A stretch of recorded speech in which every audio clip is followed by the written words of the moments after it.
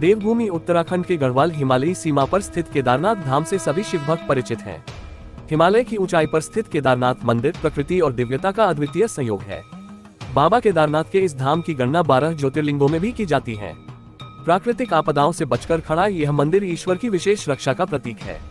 इसके निर्माण से लेकर आज तक यहाँ घटित घटनाओं को लेकर अनगिनत किंवदंतियां हैं। तो आइए जानते हैं केदारनाथ मंदिर से जुड़े रहस्यों के बारे में।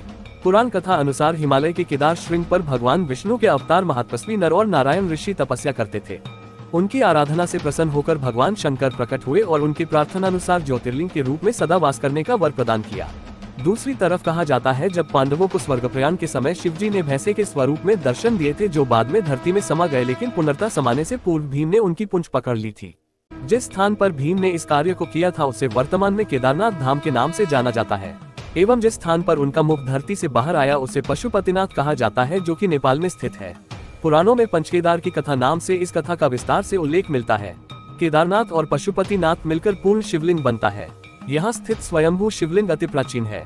यहाँ के मंदिर का निर्माण जन्मेजय ने कराया था और जीर्णोद्धार आदि शंकराचार्य ने किया था। वर्तमान में स्थित केदारेश्वर मंदिर के पीछे सर्वप्रथम पांडवों ने मंदिर बनवाया था, लेकिन वक्त के थपेड़ों की मार के चलते यह मंदिर लुप्त हो गया। बाद में 8वीं शताब्दी में आदि शंकराचार्य ने एक नए मंदिर का निर्माण कराया। देहरादून के वाडिया इंस्टीट्यूट के हिमालयन जियोलॉजिकल वैज्ञानिकों के अनुसार 13वीं से 17वीं शताब्दी तक यानी 400 साल तक एक छोटा हिमयुग आया था, जिसमें हिमालय का एक बड़ा क्षेत्र बर्फ के अंदर दब गया था। उसमें यह मंदिर क्षेत्र भी था। वैज्ञानिकों के अनुसार मंदिर की दीवार और पत्थरों पर आज भी इसके निशान देखे जा सकते हैं। वैज्ञानिकों को आज भी ये सवाल का जवाब नहीं मिला कि 400 सालों तक कैसे बर्फ में दबा रहा केदारनाथ का मंदिर, और जब बर्फ से बाहर निकला तो पुनर्ता सुरक्षित कैसे रहा। इस मंदिर का सबसे बड़ा रहस्य है कि 6 माह तक नहीं बुझता है दीपक।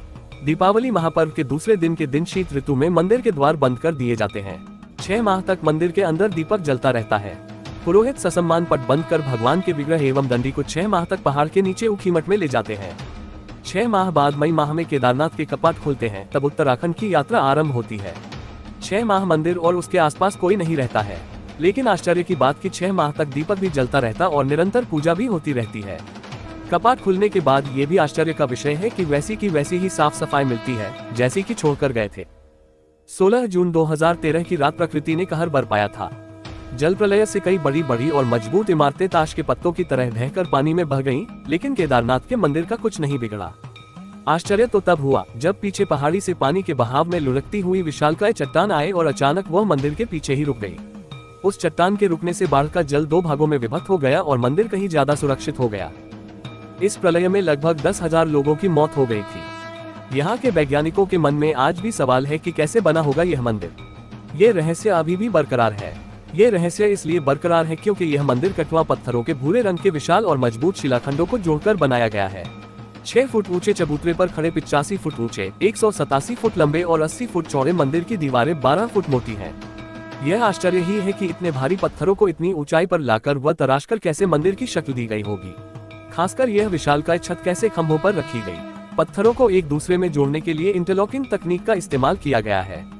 केदारनाथ धाम को लेकर एक भविष्यवाणी जो शिव भक्तों को परेशान करती है वो है कि पुराणों की भविष्यवाणी के अनुसार इस समूचे क्षेत्र के तीर्थ लुप्त हो जाएंगे। माना जाता है कि जिस दिन नर और नारायण पर्वत आपस में मिल जाएंगे, बद्रीनाथ का मार्ग पूरी तरह बंद हो जाएगा और भक्त बद्रीनाथ के दर्शन नहीं कर पाएंगे। पुराणों के अनुसार वर्तमान बद्रीनाथ धाम और केदारेश्वर धाम लुप्त हो जाएंगे और वर्षों बाद भविष्य में भविष्य बद्री नामक नए तीर्थ का उद्गम होगा।